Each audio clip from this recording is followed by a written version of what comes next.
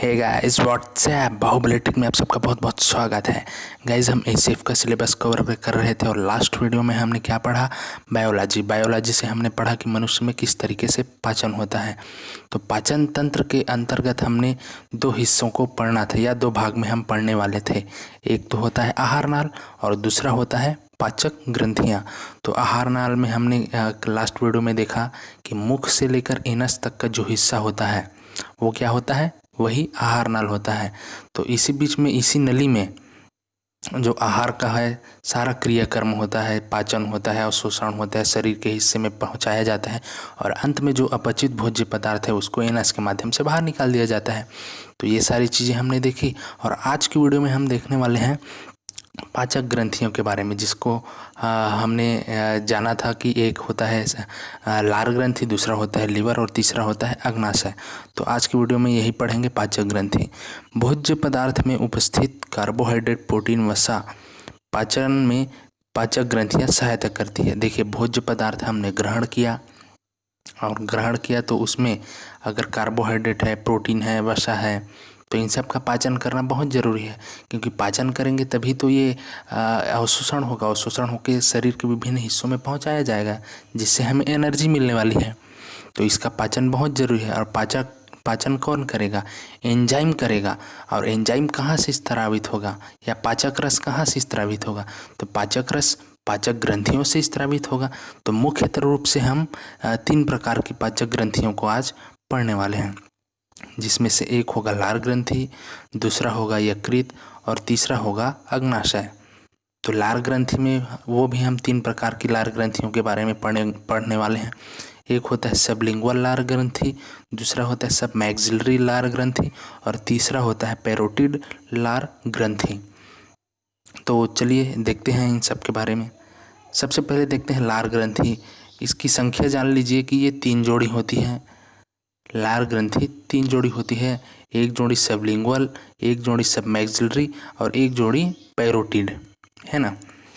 तो सबलिंगुअल लार ग्रंथि के बारे में जानिए कि यह जीभ के नीचे पाई जाती है ना। देखिए, ये जीभ मुख है, मुख के अंदर जीभ है और ये वाला जो ग्रंथि दिख रहा है यही क्या है? सबलिंगुअल लार ग्रंथि है, जो जीभ के नीचे दिखाई दे रहा है। उसके बाद पढ़ते हैं हम सबमैक्सिलरी लार ग्रंथि। यह जबड़े के दोनों तरफ पाई जाती है, इसमें अधिक लार स्त्रावण होता है। देखिए, सबमैक्सिलरी में ये जबड़ा दिख रहा है ना। तो इस तरफ एक और उस तरफ एक, तो 2 की संख्या में पाया जाता है सब मैक्सिलरी लार ग्रंथि, है ना। तो जबड़े के दोनों तरफ पाई जाती है और सबसे अधिक लार यहीं से स्रावित होता है, सब मैक्सिलरी से, है ना। देखते हैं हम जबड़े में या मुख में जो लार भर जाता है वो क्या है, इसी वजह से, क्योंकि ये सबसे ज़्यादा स्रावित करता है लार। उसके बाद देखते हैं तीसरा जो है वो है पैरोटिड लार ग्रंथि। तो प्रत्येक कान के नीचे पाई जाती है। देखिए, कान है यहाँ पर और कान के नीचे क्या पाई जा रही है? पैरोटिड लार ग्रंथि, जो टाइलिन नामक एंजाइम स्रावित करता है सिर्फ, है ना।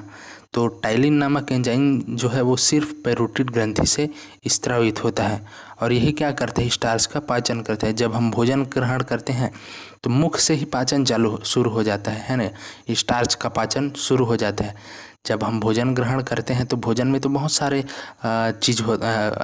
ये होते हैं, जैसे कार्बोहाइड्रेट हो गया, प्रोटीन हो गया और वसा हो गया। तो सिर्फ कार्बोहाइड्रेट का पाचन होता है मुख में, है ना। तो इस तरीके से, और वो भी टाइलिन एंजाइम से, जिसको लार एमाइलेज भी कह दिया जाता है। तो ये हो गया लार ग्रंथि के बारे में। आगे हम पढ़ते हैं यकृत के बारे में। देखिए, मनुष्य शरीर की सबसे बड़ी या सबसे बड़ी पाचक ग्रंथि, शरीर की अगर सबसे बड़ी ग्रंथि पूछा जाए तो वो हो जाएगा यकृत या लीवर, और शरीर की सबसे बड़ी पाचक ग्रंथि पूछ दिया जाए तो वो भी हो जाएगा लीवर। इसका वजन 1.2 से 1.5 किलोग्राम होता है, मतलब 1 से 1.5 किलोग्राम, ऐसा आप याद ही रख लीजिए, 1 से 1.5 किलोग्राम का होता है। ये देखिए, लीवर जो दिख रहा है पकोड़े टाइप का, वो 1 से 1.5 किलोग्राम का होता है। यह 2 पाली में विभाजित होता है या 2 पाली से मिलकर बना होता है। देखिए, एक पाली ये हो गया और एक पाली ये हो गया, बीच में विभाजन रेखा दिख रही है, दो पाली से मिलकर बना होता है।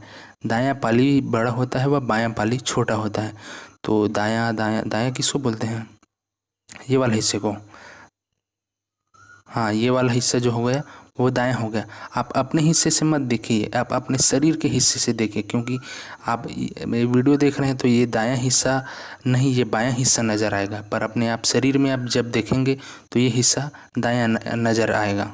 और फिर ये बायां हिस्सा जो है, बायां पाली जो है वो छोटा होता है, ये हमने देखा। दाएं पाली के नीचे पित्ताशय स्थित होता है। ये दाएं पाली देखिए, है ना, दाएं पाली, उसके नीचे क्या है? ये पित्ताशय है, पित्ताशय।